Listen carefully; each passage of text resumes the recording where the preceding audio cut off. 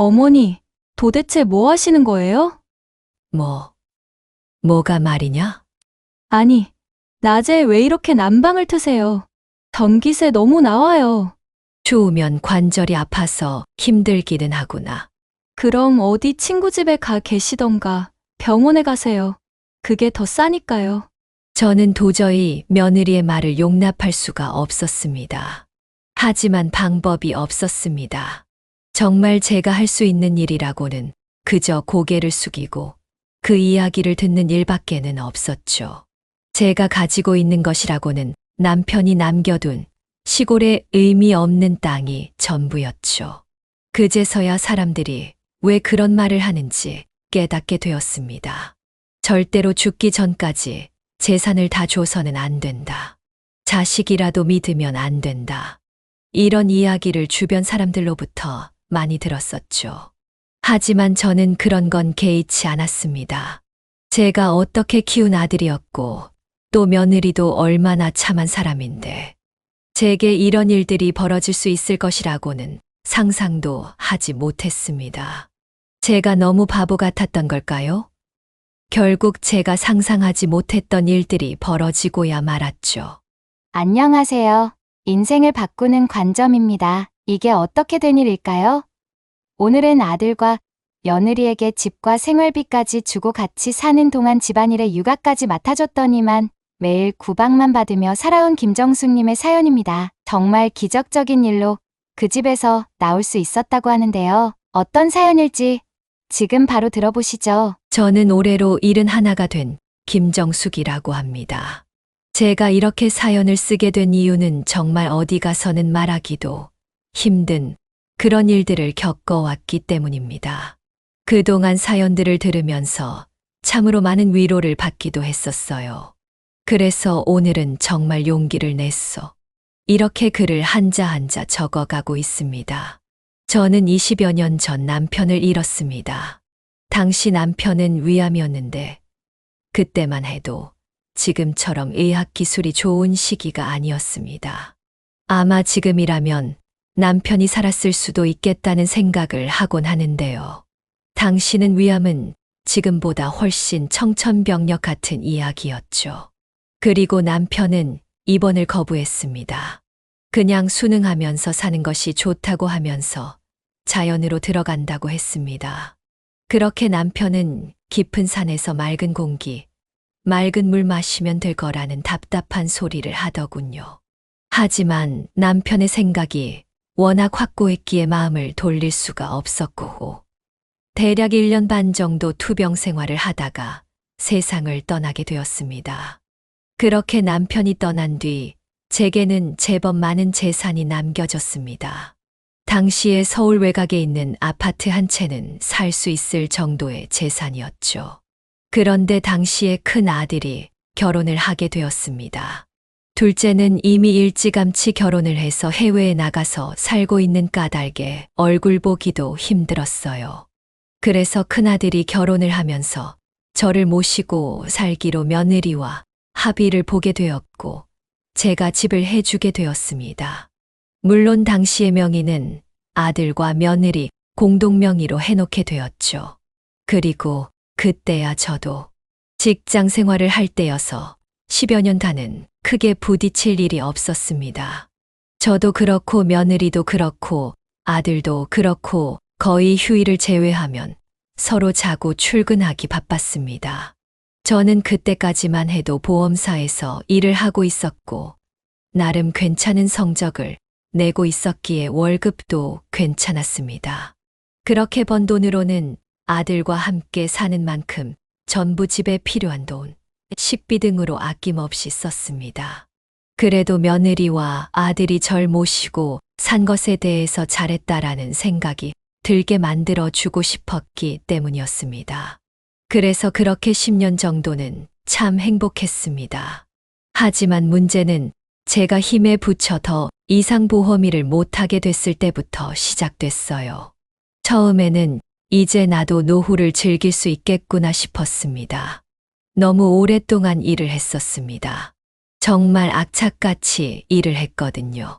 다른 사람들이 보면 그러다가 제명에 못 산다고 이야기를 할 정도로 노력을 했었습니다. 아마도 남편을 잃은 슬픔을 더욱이 지려 일을 열심히 한 것 같습니다. 이른 나이에 재혼하는 게 어떻겠냐는 주변 지인들과 중매쟁이의 권유도 있었지만 제가 원하는 것과는 다른 것이었습니다. 저는 그렇게 쉽게 누군가를 만나고 싶지를 않았어요. 그리고 아들들도 잘 키워내고 싶었기에 그냥 뒷바라지에만 힘을 썼습니다. 재혼을 하게 된다면 신경 쓸 것이 너무 많고 아이들이 이해해 주지 못하면 더 큰 소란이 일어날 것이라고 생각을 했죠. 하지만 저희 노후에는 서서히 그림자가 드리우고 있었습니다. 어머니, 오늘 저 늦게 오니까 저녁 좀 준비 부탁드려요. 어머니 저 주말에 갈 곳이 있어서 그러니까 청소 좀 부탁드려요. 예전에는 그냥저냥 나눠서 하던 일들이 제가 집에 눌러 앉아 모두 제 차지가 되기 시작했습니다. 편하게 살기까지 바란 것은 아니었지만 점점 며느리나 아들의 요구가 심해지기 시작했습니다. 처음에는 저도 뭐라고 했었죠.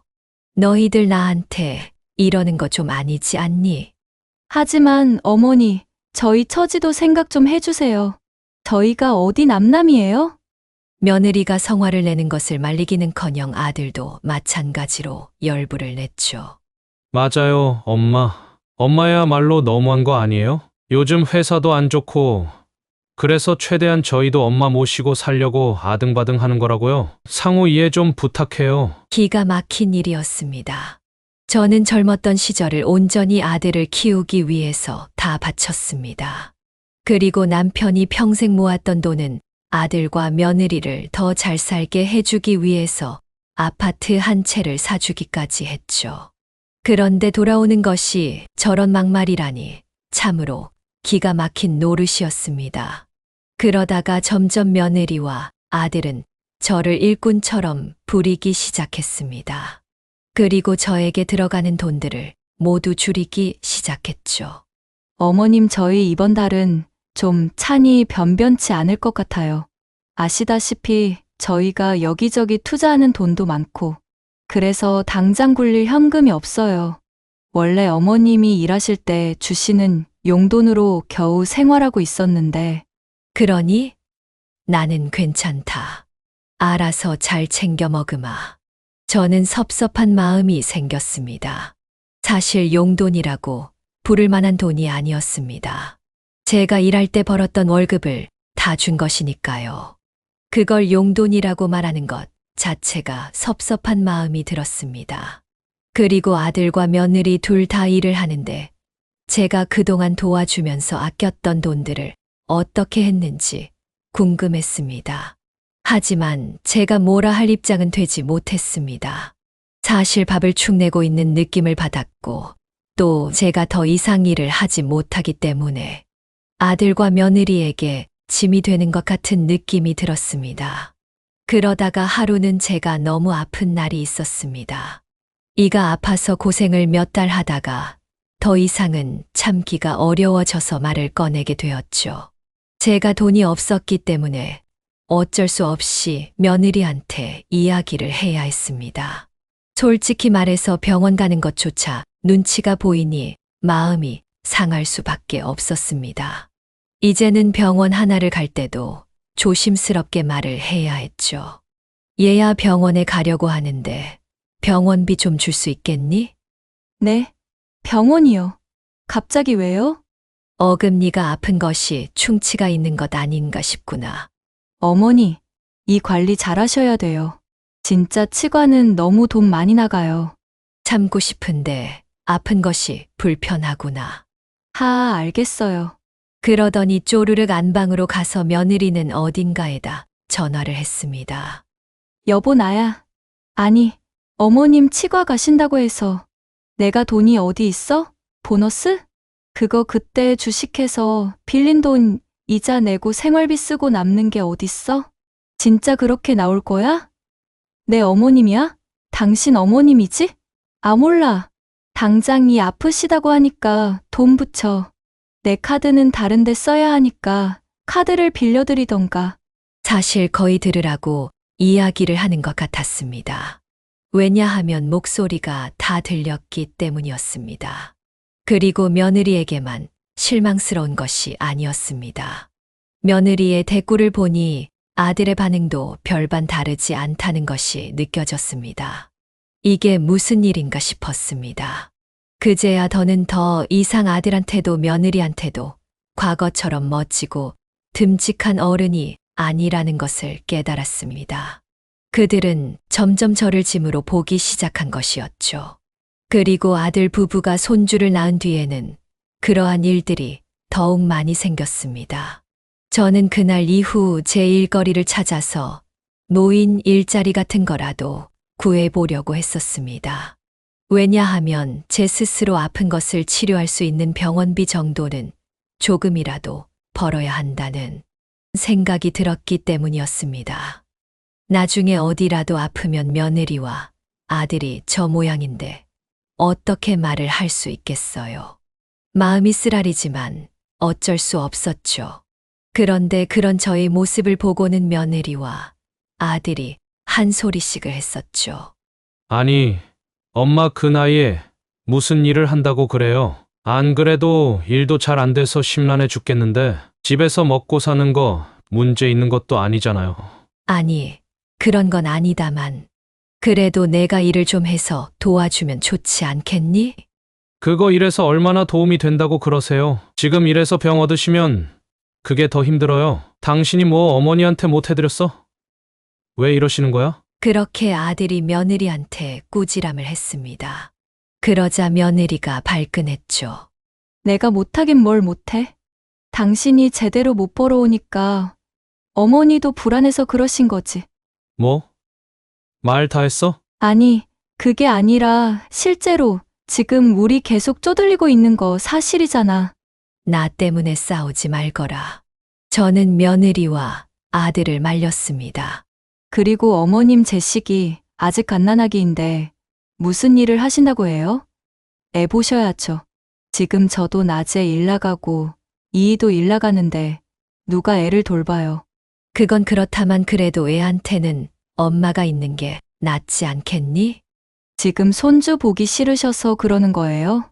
아니, 그런 건 아니고 너무 내가 애를 거의 안 보니까 애가 어미 손을 잊을까봐 그런다. 그래도 애들은 어미 손의 영향을 많이 받는데 바빠서 그래요. 나중에 좀 괜찮아지면 제가 애 돌볼게요. 그러니까 당분간은 그냥 집에서 애 좀 돌봐주세요. 그렇게 그날 대화는 마무리가 되었습니다. 이런 핀잔을 듣는 것이 하루 이틀은 아니었지만 들을수록 마음이 좋지 않은 것은 사실이었습니다.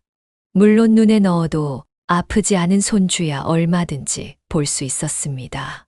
그러나 항상 아들과 며느리의 태도를 보면 마치 남이 낳은 자식처럼 굴었습니다. 그래서 이건 아니다 싶어 이야기를 꺼낸 것인데 사정이 그렇다는 며느리의 이야기에 뭐라 할 말이 없었죠. 그렇게 손주 제시기를 돌보면서 하루하루를 보냈습니다. 하지만 시간이 지나도 나아지는 것은 전혀 없었습니다. 오히려 며느리나 아들을 보면 손자가 우는 상황까지 오기 시작했습니다. 며느리와 아들은 여전히 몇 달이 지났음에도 퇴근해서도 전혀 애를 신경 쓰지 않더군요. 지 자식이면 이뻐할 만한데도 똥오줌 기저귀 한 번을 자기 손으로 가는 법이 없었습니다. 그나마 주말에 애들이랑 잠깐 놀아줄 때나 봐주고 그 외에는 전부 제가 아이를 돌봤습니다. 정말 힘이 들고 허리가 빠질 것 같이 아팠지만 그래도 손주니 어쩌겠어요. 제가 돌보는 수밖에 없었습니다. 그리고 종종 며느리는 술을 먹고 늦게 들어오는 날도 있었습니다. 그럴 때면 술에 취해서 그런 건지 뭔지 몰라도 한탄을 쏟아냈습니다. 그리고 핀잔을 계속 저한테 주니까 도저히 숨이 쉬어지질 않았습니다. 어머니, 전기세 왜 이렇게 많이 나왔어요? 좀 아껴주세요. 이런 말부터 시작해서 겨울에는 난방을 아껴라 마라.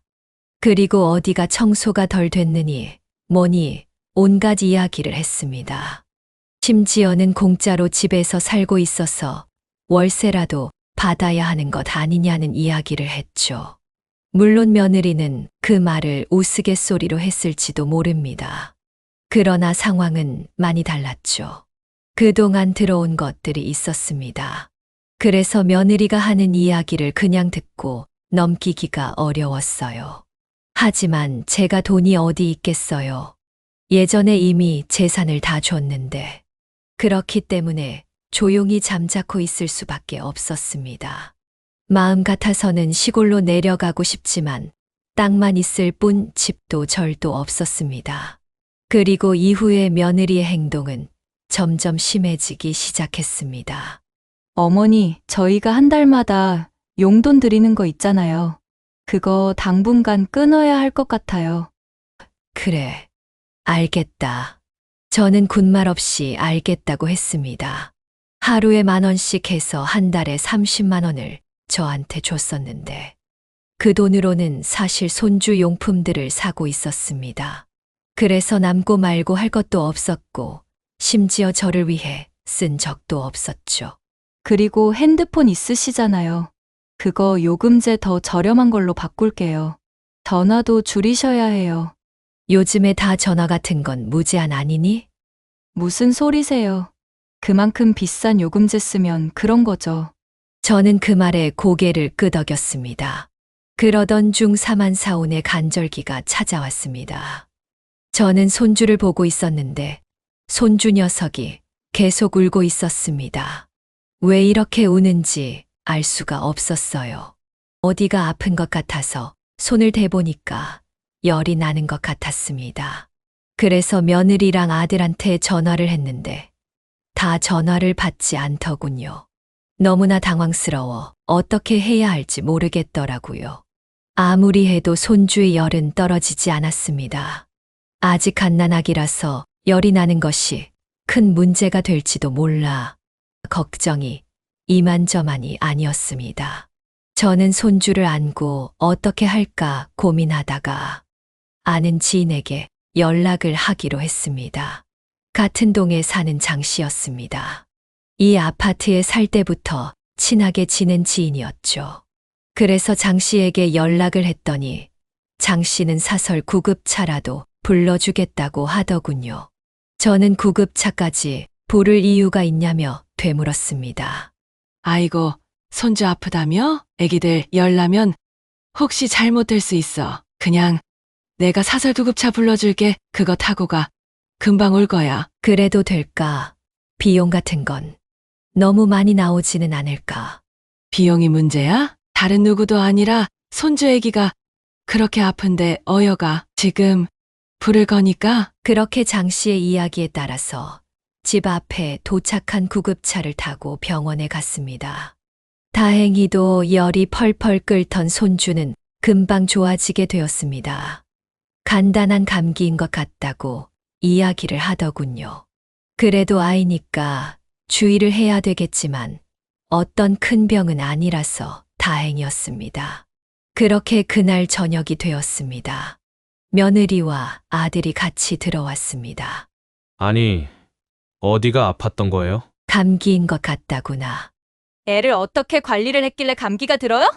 방을 너무 춥게 해놓는 거 아니에요? 내가 여기 가습이 많이 나온다고 해서 낮에는 꺼놨었다만. 그러자 며느리는 화를 냈습니다. 애기 있는 집에서 그렇게 하면 어떻게 해요? 아직 봄이어도 쌀쌀할 때는 쌀쌀한데 내가 말을 말아야지. 진짜 어떻게 그렇게 유도리가 없으세요? 그렇게 며느리가 말을 하자 아들이 나섰습니다. 당신 적당히 해. 어쨌거나 감기니까 낫겠지. 그런데 엄마 구급차는 왜 타고 가셨어요? 그것도 가까운 병원 내버려 두고 왜 큰 병원으로 간 거예요? 애가 크게 아프면 어쩔까 걱정이 되었어. 그리고 구급차 대원들이 응급실로 가야 진료가 빠르다고 해서 거기로 갔다. 지금 돈이 얼마 나온 줄 알아요? 벌어도 끝이 없네 진짜. 적당히 쓰셔야죠. 기가 막힌 일이었습니다. 제가 아픈 것도 아니었고 지 자식이 아파서 병원을 갔는데 돈 때문에 저 성화를 내는 것이 저는 이해가 안 갔습니다. 아들이 어릴 때 아프면 업고 뛰어서라도 의사 선생님 집까지 찾아가고 그랬었죠. 그런 기억이 하나도 안 나는 모양이었습니다. 아들은 방으로 들어가 버렸습니다. 그날은 손주를 곁에 두지 않고 홀로 잠을 청했습니다. 며느리가 손주를 데려갔기 때문이었습니다. 하지만 역시는 역시였죠. 그날만 뭔가 티를 낸 것일 뿐, 그 다음부터 또 손주는 마치 짐짝처럼 제게 맡겨졌습니다. 답답하고 어이가 없는 노릇이었지만 어떻게 제가 이야기할 부분이 없었습니다. 이런 부분들을 장 씨와 상담을 했고, 장 씨는 불같이 화를 냈지만 뾰족한 방법을 내놓지는 못했습니다. 어디 그런 못된 것들이 다 있어? 그냥 나가버려. 그런 것들이랑 살다가 진짜 병나. 다른 데가 아니라 다 늙어서 마음에 병이 난다고. 그러면 내가 갈 곳은 어디 있고?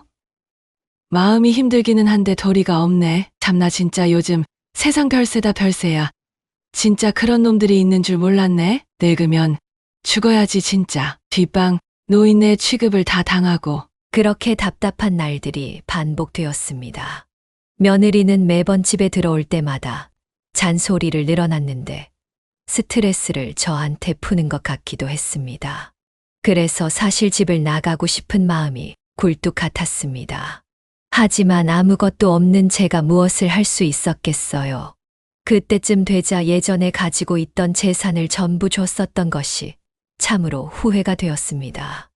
내가 왜 그랬나 싶기도 했습니다. 지금까지 그 돈들을 가지고 있었다면 이런 꼴을 내가 당했을까 싶었죠. 하지만 이제와 후회해봤자 어쩌겠어요. 강산이 바뀌어도 한참 바뀔 시간 전에 했던 일인 것을요. 그때는 제가 이렇게 나이가 들고 약해질 것이라고는 생각하지 못했어요. 그저 언제나 강하고 그런 사람일 것 같았습니다. 하지만 일을 그만두고 난 뒤에 빠르게 몸도 마음도 쇠약해지는 것 같았어요. 이런 게 늙는 건가 싶어서 몰래 한참을 울기도 했었습니다. 그런데 지금 이런 꼴을 당하니 더욱 제가 설 자리는 없어진 것 같았습니다. 차라리 정말 막말로 어디 다른 요양원 같은 곳이라도 가 있는 게 100번 1000번 마음이 편할 것 같았죠. 알아보니 요즘은 요양원에서도 다양한 활동도 하고 좋은 시설을 갖추고 있어 오히려 살기 좋아서 노인들이 선호한다는 그런 말도 들었습니다. 그런 생각들이 오고 갈 때쯤 전화가 한 통 걸려왔습니다. 정말 놀라운 소식을 담은 전화였죠. 안녕하세요. 여기 부동산입니다. 네, 부동산이시라고요? 내 문자로 제 명함과 사진이랑 주소 보내드렸는데 혹시 보셨어요? 아니요. 지금 확인할게요. 저는 부동산이라는 말을 의아하게 생각하면서 남자가 보낸 메시지를 확인했습니다. 그 남자의 명함과 함께 제가 남편으로부터 받았던 시골 땅 주소 일대가 적혀 있더군요. 여기 어머님 땅 맞으시죠? 네, 맞습니다. 남편이 준 것인데 무슨 일 때문에 그러실까요? 남편에게 그 땅을 받은 지도 20여 년인데 그동안 잠자코 있다가 갑자기 연락이 온 것이 이상했죠. 혹시나 사기꾼 같은 것은 아닐까 걱정을 했습니다. 직접 만나서 말씀을 나누고 싶은데 가능하실까요? 그런데 무슨 일이신지 알아야 제가 나갈 수 있을 것 같아요. 사실 제가 그 땅을 좀 사고 싶어서요. 저는 까맣게 잊고 있었던 시골 험지의 땅을 갑자기 산다는 이야기에 깜짝 놀랐습니다. 무슨 일인가 싶었어요. 저는 일단 그 남자와 약속을 잡았습니다. 물론 저녁에는 나갈 생각도 못했어요. 아들 며느리가 있기 때문이었습니다. 낮에도 마찬가지긴 했습니다. 손주를 재워놓는 잠깐의 시간 동안 보자고 말을 했습니다. 그리고 며칠이 흘러 남자가 직접 서울까지 찾아왔더군요. 그러면서 대뜸 저에게 이런 이야기를 했습니다. 어머님, 그 땅 제게 파시면 어떨까요? 좋은 조건으로 제가 봐드릴 수가 있습니다. 네, 그 땅이요. 아무 볼품없는 땅을 왜? 어머님, 아무것도 모르시고 계시는구나. 아마 앞으로도 전화 많이 오실 건데 저보다 좋은 조건을 내미는 사람들은 없을 겁니다. 그리고 진짜 조심하세요. 사기꾼들 많으니까요. 저는 바로 현금으로 계좌이체 해드립니다. 그렇게 말하면서 남자는 설명을 해 주었습니다. 알고 보니 그 땅에 어떤 모 기업이 투자를 할 것이라는 소문이 돌았다더군요. 그래서 그 땅 같은 경우 리조트가 들어서니, 호텔이 들어서니, 이런 이야기가 파다했답니다. 그래서 요즘 땅값이 엄청나게 천정부지로 오르고 있다는 이야기를 전해 주었습니다. 정말 그런 게 들어오나요? 그건 모르죠. 그 기업 사람도 아닌데요. 그러면 이 땅을 왜 사시는 건가요? 사서 더 비싸게 팔려고 그러는 거죠. 저 같은 땅꾼들이 하는 일이 다 그런 거니까요. 그러면서 남자는 거의 15억에 가까운 돈을 제시했습니다. 저는 그것을 보고 깜짝 놀랐습니다. 아니, 아무리 그렇다고 해도 이렇게 큰 돈을 진짜 그 돈으로 사신다고요? 그 볼품 없는 땅을? 제가 조건 잘 쳐드린다고 했잖아요. 아직 땅값이 반영이 제대로 안 된 부분이 있는데 그냥 가지고 계시면 재산세도 많이 나오실 거예요. 그리고 작은 평도 아니고 그 많은 땅을 가지고 계시는데 왜 활용도 안 하셨어요? 거기에 집이나 그런 거라도 지어 놓으셨으면 돈 훨씬 더 받으실 수도 있었을 텐데요. 그런가요? 제가 그런 거에는 무지해서. 그리고 재산세는 뭔가요? 아이고, 재산세도 안 내셨나 보네. 장기 체납자 되셨겠는데 어쨌거나 그건 따로 청해 알아보셔야 해요. 일단 제가 생각할 시간을 좀 주시면 좋겠습니다. 네, 다른 사람들이랑 비교해 보셔도 좋아요. 실제로 그 남자의 말처럼 몇 곳에서 전화가 오더군요. 저마다 부르는 가격은 달랐습니다. 9억인 사람도 있었고 7억, 11억을 부르는 사람도 있었습니다. 결국 저는 결정을 하게 되었죠. 저는 부동산 사장님께 전화를 걸었습니다. 그리고 단호하게 이야기를 했죠. 그렇게 하겠습니다. 어머님, 시원시원하셔서 좋네요. 다음에 제가 필요한 서류들 들고 오겠습니다. 남자는 친절하게 이것저것 알려주면서 친절하게 안내를 해줬습니다. 여차저차 해서 땅을 팔고 세금을 내고 나니 제 손에는 9억 정도 남았습니다. 물론 돈을 받고 나서 밀린 재산세도 냈습니다. 뭐가 잘못되었는지 제 소재지가 옛날 남편과 살던 집으로 되어 있더라고요. 거기로 압류독촉 이런 게 갔다는데 사람이 지금은 살지 않는 동네라 저는 전혀 알지 못했었죠. 어쨌거나 그렇게 해서 일은 잘 처리가 되었고 저는 갑자기 엄청난 목돈을 가진 사람이 되었습니다. 벅차오르는 기쁨을 감출 수가 없었습니다. 왜냐하면 드디어 제가 아들네 집에서 나올 수 있는 능력이 생겼기 때문이었습니다. 남편이 하늘에서 보다가 제가 딱해 보였는지 이런 선물을 보내주는 건가 싶었습니다. 저는 돈을 입금받고 난 뒤에 조용히 한 달 정도를 더 삶을 이어갔습니다. 어머니 도대체 뭐 하고 있으신 거예요? 방이 너무 지저분하잖아요. 그리고 제 속옷은 따로 빨아야 한다고 몇 번이나 말씀드려요. 알겠다. 저는 그냥 알겠다라고 말하고 넘어갔습니다. 며느리는 별 변명을 하지 않는 저에게 당황을 하는 듯 했습니다. 하지만 그래도 지적은 이어졌죠. 그리고 제식이 기저귀도 제때제때 갈아주고 계세요? 어째 엉덩이가 붉은기가 있는 것 같은데. 듣고 계세요? 제때 갈아주고 있다. 저는 그렇게 말하며 이번에는 그냥 방으로 들어갔습니다. 저는 당장이라도 집을 나갈 수 있었지만 조금은 참아보기로 했습니다. 정말 마지막 신락 같은 희망이 있었기 때문입니다. 혹여나 아들과 며느리가 변할까 해서요. 하지만 며칠 뒤 사단이 나고 말았습니다. 아들이 늦게 들어와 며느리와 고래고래 고성을 지르며 싸우더군요. 저는 그들이 싸우는 안방으로 갔습니다. 그리고 문을 열었죠. 뭐예요?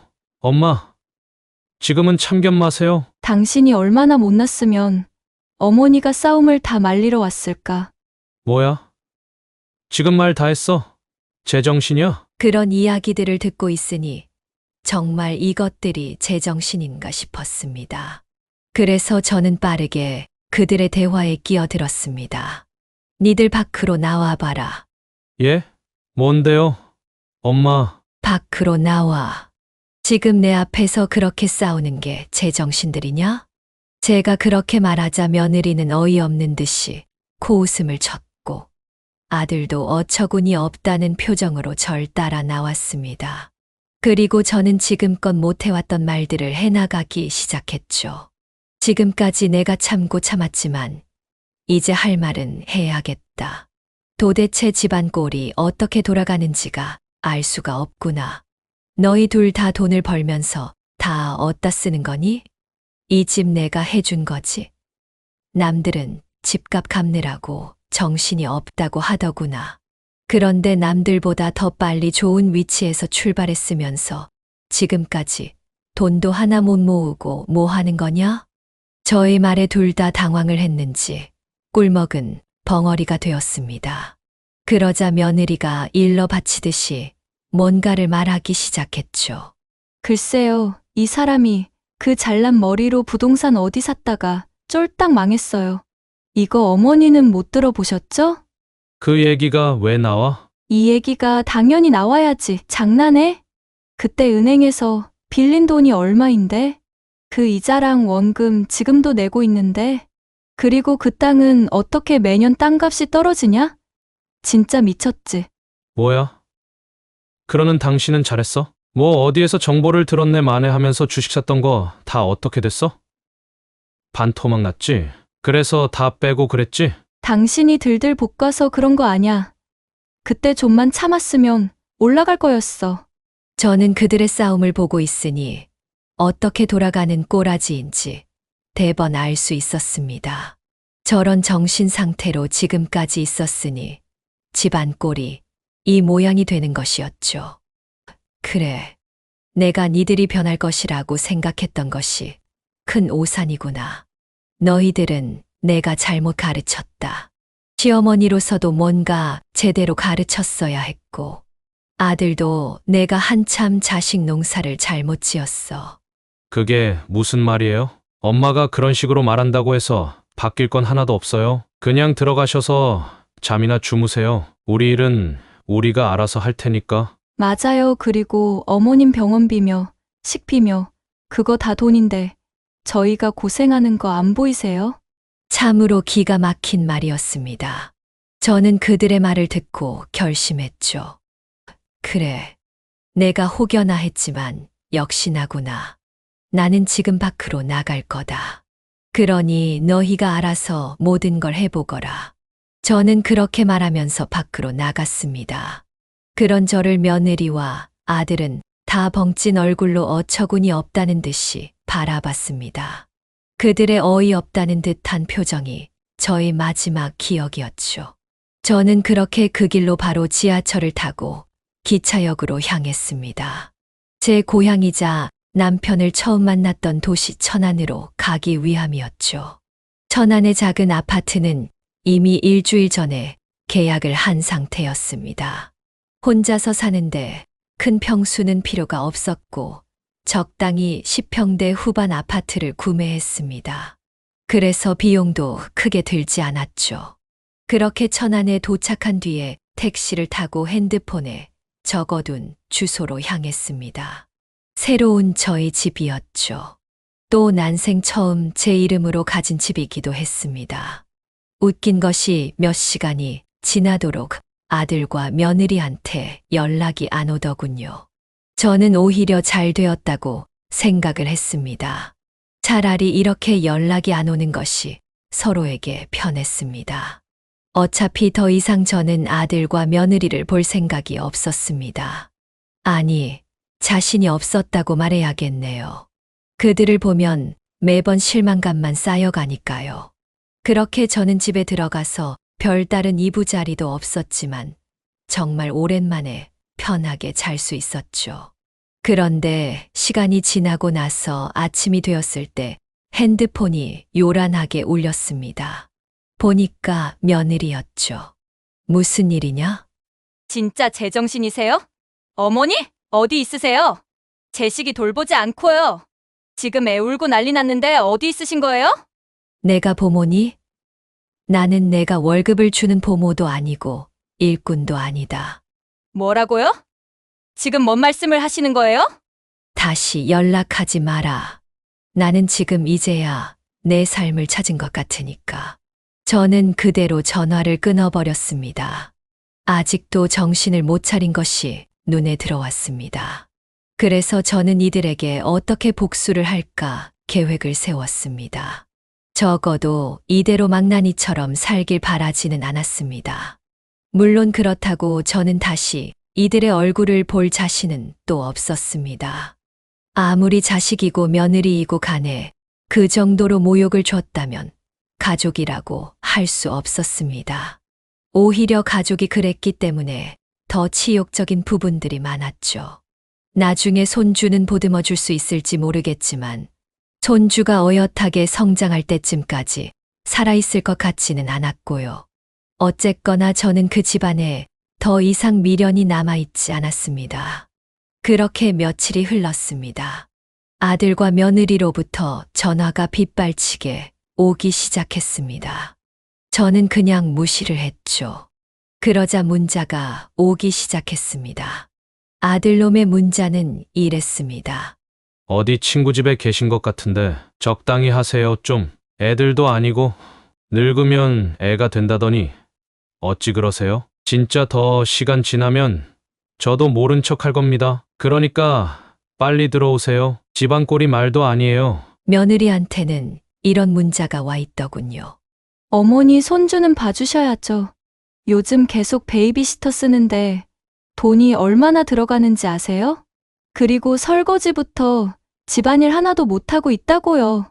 그냥 저희가 잘못했으니까 돌아오세요. 그렇게 문자들이 빗발치듯 오기 시작했습니다. 저는 고개를 저었습니다. 그리고 깡그리 무시를 했죠. 참는 것도 한계가 있었습니다. 지난 10수년의 세월을 무시와 멸시를 받아가면서 살아왔습니다. 특히 최근 몇 년간은 제가 진짜로 이들에게 짐짝인지 일꾼인지 모를 정도로 무시를 당했었죠. 사람이 가장 크게 무너질 때는 자존감이 무너지는 순간입니다. 삶의 이유를 모르는 순간이 가장 슬픈 일이죠. 저는 최근 몇 년이 그랬었습니다. 하지만 남편이 남겨준 땅 덕분에 그런 지옥의 소굴에서 벗어날 수 있었다는 것이 천운이었습니다. 그리고 며칠 밤을 고민했습니다. 제가 가진 돈들을 어떻게 사용해야 할지 잘 생각을 해보았죠. 아들과 며느리에게 줄 생각은 추워도 없었습니다. 저는 그래서 며칠이 더 흘렀을 때 봉사단체 한 곳을 찾아갔습니다. 안녕하세요. 네, 어르신 무슨 일로 오셨는지. 이곳이 노인 봉사해 주시는 곳 맞지요? 네, 맞습니다. 어르신, 혹시 무슨 일 있으세요? 그곳에는 다양한 노인들이 찾아오는 모양이었습니다. 그래서 저 역시도 뭔가 어려움을 겪고 도움이 필요해서 찾아온 노인인 줄 알았던 모양입니다. 그래서 저는 손사래를 치면서 이야기를 했습니다. 아닙니다. 저 기부 좀 하고 싶어서 왔습니다. 이곳이 노인들을 위해서 힘써주는 곳이라고 해서요. 그런 좋은 일에 저도 동참을 하고 싶어서 찾아오게 되었습니다. 아이고, 어르신 여기 앉으세요. 커피라도 한 잔 드리겠습니다. 감사합니다. 그렇게 따뜻한 커피 한 잔을 대접받았습니다. 그리고 그곳 직원이 물었죠. 얼마나 기부를 하실 생각이세요? 요즘에는 기부 단계에 따라서 팔찌나 이런 것도 드리기도 해요. 작은 돈이라도 기부하신다면 저희가 큰 도움이 될 겁니다. 1억이요. 네. 얼마라고 하셨죠? 1억입니다. 1억 정도를 기부하고 싶어요. 물론 더 기부했으면 좋겠지만 저도 남은 삶을 살아야 해서요. 그 직원은 제 말을 듣고 잠시 동안 벙쪄 있더군요. 그렇게 큰 돈을 기부하시다니요. 너무 감사드립니다. 직원은 일어나더니 제게 인사를 했습니다. 그렇게 며칠 뒤 기부 절차가 끝나서 한 번 더 그곳에 방문을 하게 되었습니다. 그런데 그때 놀랍게도 지역 잡지 기자가 와 있더군요. 작은 잡지사인데 제 이야기를 이곳 원장으로부터 듣고서 찾아왔다고 합니다. 제 이야기를 싣고 싶어서라고 하더군요. 어르신 인터뷰를 잠깐 해도 될까요? 제가 뭐라고 인터뷰까지. 어르신의 이야기가 궁금합니다. 1억이나 기부를 하셨다는 이야기를 듣고 참 대단하시다는 생각을 했거든요. 우연히 돈이 생겨서 그렇게 되었습니다. 큰 일이 아니에요. 그래도 그게 큰 결심이시죠? 우연히 생긴 돈이라면 더욱 욕심이 들 수도 있는데 기부를 하셨잖아요. 그렇게 짤막한 인터뷰를 진행했습니다. 그리고 얼마 뒤 제 집으로 작은 잡지 하나가 왔습니다. 거기에는 제 모습과 함께 기부한 내용이 실려 있더군요. 그냥 살면서 경험한 그런 이야기들을 하면서 노인들이 더 행복해야 한다. 이런 이야기를 했었는데요. 기자분이 멋지게 꾸며주셨더군요. 그래서 정말 기뻤습니다. 이래서 사람들이 기부를 하는가 싶었죠. 마음이 거대하게 차오르는 것이 이런 보람은 태어나서 처음 느껴보는 것이었습니다. 그리고 또 다른 기부단체들도 조금 더 알아보기 시작했습니다. 기왕 시작한 것만이는 아니지만 조금씩 쪼개서라도 기부하고 싶은 마음이 커졌습니다. 그리고 저는 잡지 2권을 기자님께 요청해서 주문하려고 전화를 걸었습니다. 그런데 기자님께서 그냥 2권을 더 보내주신다고 하시더군요. 참으로 감사했죠. 저는 그 2권을 아주 중요한 일 때문에 주문을 하려고 했습니다. 저는 그것을 들고 우체국에 가서 등기로 각각 아들과 며느리 앞으로 보냈습니다. 주소는 같았지만 받는 사람은 다르도록 보냈습니다. 이것을 받은 며느리와 아들은 어떤 마음일까? 이런 생각이 문득 들더군요. 화를 낼까요? 아니면 참회를 할까요? 어떤 기분일지 몰랐지만 그들의 삶을 반성하는데 이 잡지가 도움이 되길 바랬습니다. 그래서 보낸 것이었죠. 그리고 다음 날부터 저녁에 전화기에 불이 나도록 전화가 오더군요. 도저히 핸드폰을 뜨거워서 집을 수 없을 만큼 전화가 왔습니다. 그래서 저는 전화를 받았습니다. 그러자 스피커폰으로 아들과 며느리가 동시에 전화를 받더군요. 저는 무슨 일이냐고 대뜸 물었더니 쏟아지는 것은 고성이었습니다. 어떻게 이러실 수 있어요? 엄마, 우리 힘든 거 다 알면서 어떻게 그 돈 있으면서 그동안 없는 척하고 그렇게 남한테 줄 수 있어요? 그래요? 어머니! 그 돈이면 우리가 얼마나 잘 살 수 있는데 그 돈을 그런 데다 갖다 버려요. 진짜 제정신이세요? 둘 다 제가 기부했다는 잡지를 보고서 난리를 피우는 것이었죠. 기가 막혔습니다. 일단 그 사람들이 훨씬 힘들게 사는 사람들이다. 나 같은 노인들이 무슨 힘이 있겠니? 너희는 젊기라도 하지만 그 노인들은 나 같은 사람들의 도움이 없으면 살 수가 없는 사람들이다. 그리고 그 돈이 있으면 잘 살 수 있다고? 정신 차려라. 지금도 너희는 잘 살 수 있어. 그런데도 그걸 아직도 모르다니 답답하구나. 아니, 지금 그런 무슨 마음씨 좋은 이야기 할 때가 아니잖아요. 당장 그거 물러요. 취소하라고요. 1억이면 지금 내가 진 빚 절반은 갚는 건데. 무슨 소리야? 당신 빚을 왜 먼저 해결해? 내 주식 떨어진 거에 물타기를 해야지. 그거 오른다니까. 진짜 너희들은 멀었구나. 다시는 전화하지 마라. 그리고 내가 나중에 아주 좋은 선물 하나 보내주마. 그렇게 말하면서 저는 전화를 끊었습니다. 다시 또 여러 통 전화가 왔지만 받지 않았습니다. 그러자 그날은 그렇게 전화기가 다시 울리지는 않았죠. 그렇게 돈이 탐났나 봅니다. 그동안은 저를 무슨 짐짝처럼 보던 아이들이었는데 저렇게까지 하는 걸 보면 1억이라는 돈이 큰 돈이긴 큰 돈이었던 것 같군요. 저는 그렇게 천안에서 평화로운 일상을 보냈습니다. 그리고 주변에 병원도 잘 되어 있어서 병원도 꼬박꼬박 나가기 시작했습니다. 허리도 골밀도가 떨어져 있어서 조심하라는 이야기를 들었습니다. 그리고 몸도 그동안 스트레스를 많이 받아서 그런지 성한 곳이 없다고 하더군요. 그래서 저는 저를 위해서 처음으로 좋은 식재료들을 골라서 음식을 해 먹기 시작했습니다. 젊을 때는 남편을 위해서 요리를 했고 늙어서는 아들과 며느리를 위해서 요리를 했었습니다. 그런 생각을 하니 눈물이 났습니다.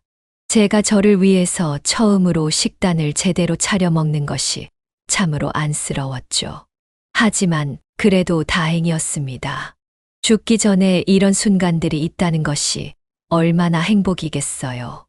그리고 저는 그렇게 일상을 지내면서 이래저래 사진을 찍기 시작했습니다. 물론 핸드폰도 최신형으로 바꾸게 되었습니다.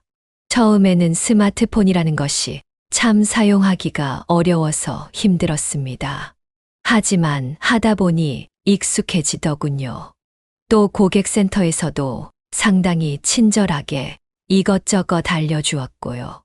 그렇게 다양한 일상들을 찍었습니다. 요즘에는 핸드폰으로 찍은 사진도 인쇄가 된다고 하더군요. 그래서 그 말을 듣고 사진관에 가서 몇 장을 인쇄해 달라고 했습니다. 그 중에서 가장 깔끔하게 나온 것들을 인쇄했죠. 물론 제가 등장하는 사진도 있었습니다. 어르신 사진도 이렇게 찍으시고 감각이 있으신데요. 멋지세요. 사진관의 사진사가 이렇게 말하더군요. 요즘 어르신들은 이렇게 자기 취미 생활에 적극적인 게 멋있다면서 엄지를 보여주었습니다. 저는 그 말에 한참을 웃었습니다.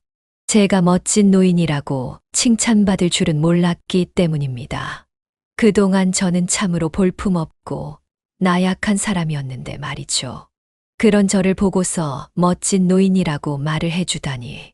짧은 시간이었지만 저는 참으로 많은 것들이 변한 것 같았습니다. 어쨌거나 그렇게 인쇄한 사진들을 차분하게 2장씩 뽑아서 정리를 했습니다. 하나는 제가 소장하는 용도로 가졌습니다. 거실에 이렇게 저렇게 액자에 넣어서 전시를 했습니다. 기쁘더군요. 난생 처음으로 이렇게 제 사진들이 가득한 거실을 만들었더니 기분이 참 좋았습니다. 그리고 남은 사진들은 우체국을 찾아가서 봉투에 넣고 또 등기를 붙였습니다. 바로 아들네로 향하는 등기였죠. 제가 말한 다음 선물이었습니다. 제가 어떻게 지내고 있는지 보낸 것이었죠. 궁금해 하든 하지 않든 상관이 없었습니다. 솔직히 그 등기를 받고 어떤 생각이 들지 모르겠습니다. 다만 혹여나 내가 세상 떠나는 날 그들이 반성을 하고 그런다면 영정사진으로 쓸 수도 있을 것 같아 보낸 것입니다. 얼마나 살진 모르겠지만 누군가 어느 곳에서 세상을 떠난 저를 발견한다면 그래도 행복했던 순간들을 영정사진으로 썼으면 했습니다. 그래서 사진을 많이 찍어둔 것이었죠. 사진관에서 딱딱하게 앉아서 찍고 싶지는 않았습니다. 실제로 요즘에는 딱히 딱 정자세로 사진을 찍지는 않는 것이 좋다고 하더군요. 물론 이런 내용도 요즘 다니는 수업에서 들었던 것이죠. 천안에서 저는 주말마다 작은 수업을 받고 있습니다. 그림도 그리고 뭔가 만들기도 하는 그런 클래스라고 하는데 처음에는 뭔가 싶었습니다. 그런데 직접 가보니 주부들이 많더군요. 그래서 저도 재미있겠다 싶어 시작했는데 요즘은 팔찌 만드는 것에 한참 빠져 있습니다. 그래도 아직까지는 눈이 좋아서 다행입니다. 그곳에 있는 젊은 주부들과도 친해졌죠. 다들 돈에 치이고 어렵게 사는 것 같아도 다들 밝아서 보기가 좋더군요. 새삼 우리 아들과 며느리가 이런 모습이 되었으면 좋겠다는 생각을 하게 되었습니다. 또 매주 일요일마다는 봉사단체에 가서 노인들 급식을 주는 일을 합니다. 무료로 하는 봉사활동입니다. 저도 노인이지만 노인이기게 힘든 분들의 마음을 더 이해할 수 있으니까요. 그곳에서 보면 참 어렵게 사시는 분들이 많다는 것을 새삼 깨닫게 됩니다. 그리고 며칠 뒤 연락이 왔습니다. 장문의 문자였습니다. 엄마, 죄송해요. 이제 돌아오세요. 진짜 잘못했어요. 저희가 그동안 엄마를 너무 막대한 것 같아요. 그러니까 제발 돌아와 주세요. 어디 계신지 말씀해 주세요. 사진들을 보니까 천안에 있는 장소들 같던데 맞아요. 저희가 그동안 많이 반성했으니까 제발 돌아오세요. 저는 그 문자를 보고서 흐릿하게 미소를 짓고 핸드폰을 닫았습니다. 그들이 반성을 했던 안 했던 그건 더 이상 중요치 않았습니다. 이제는 아들과 며느리의 마음에 이 일들이 남아서 그들을 평생 따라다니겠죠. 삶이란 그런 것이기 때문입니다. 내가 내딛는 한 발자국이 그냥 내딛는 한 발자국이 아닙니다. 사람의 길은 언제나 자신을 따라옵니다. 마치 그림자처럼 죽을 때까지 평생을 따라오죠. 그래서 죄를 짓고 살거나 나쁜 마음으로 살면 평생 죽을 때까지 그것들이 따라오게 됩니다. 저도 그렇고 아들과 며느리도 마찬가지입니다. 그렇기에 아들과 며느리가 어떤 마음으로 제게 이런 문자들을 보내는지는 모르겠으나 반성을 했다면 다행이고 반성을 안 했더라도 시간이 해결해 줄 일이었죠. 그렇게 생각하기로 했습니다. 시간이 지나면 많은 것들이 해결되고는 합니다. 신이 내린 공평한 일이기도 하죠. 시간이 지나면 그들도 늙게 될 겁니다. 그러면 지금의 제가 생각나게 되겠죠. 저는 지금 당장은 아들과 며느리의 생각은 하지 않고 있습니다. 오롯이 저를 위해 사는 지금이 너무나도 행복하고 정말 처음 느껴보는 자유를 만끽하고 있기 때문입니다. 그리고 아직 71라는 나이도 많은 시간이 남은 나이라는 생각이 듭니다.